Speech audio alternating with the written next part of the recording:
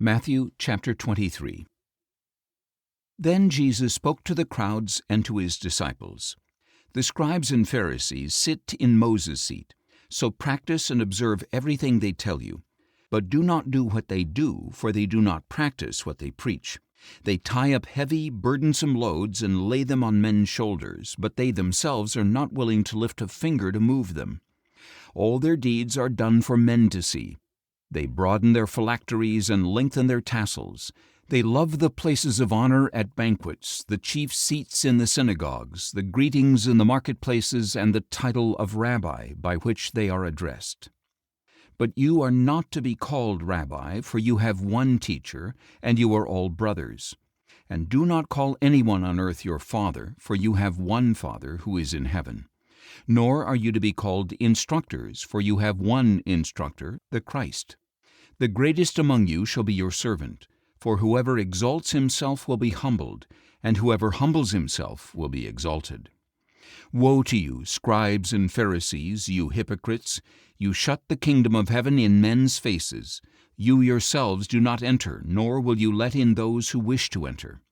Woe to you, scribes and Pharisees, you hypocrites! You traverse land and sea to win a single convert, and when he becomes one, you make him twice as much a son of hell as you are.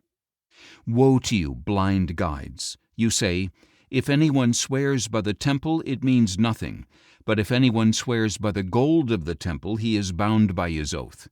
You blind fools! Which is greater, the gold or the temple that makes it sacred? And you say, if anyone swears by the altar, it means nothing, but if anyone swears by the gift on it, he is bound by his oath. You blind men! Which is greater, the gift or the altar that makes it sacred? So then, he who swears by the altar swears by it and by everything on it, and he who swears by the temple swears by it and by the one who dwells in it. And he who swears by heaven swears by God's throne and by the one who sits on it. Woe to you, scribes and Pharisees, you hypocrites! You pay tithes of mint, dill, and cumin, but you have disregarded the weightier matters of the law, justice, mercy, and faithfulness. You should have practiced the latter without neglecting the former. You blind guides, you strain out a gnat but swallow a camel.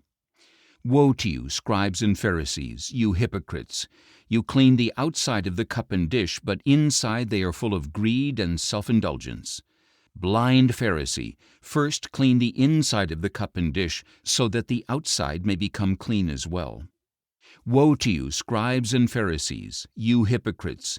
You are like whitewashed tombs which look beautiful on the outside, but on the inside are full of dead men's bones and every kind of impurity.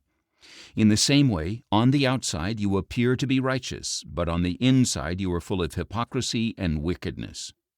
Woe to you, scribes and Pharisees, you hypocrites!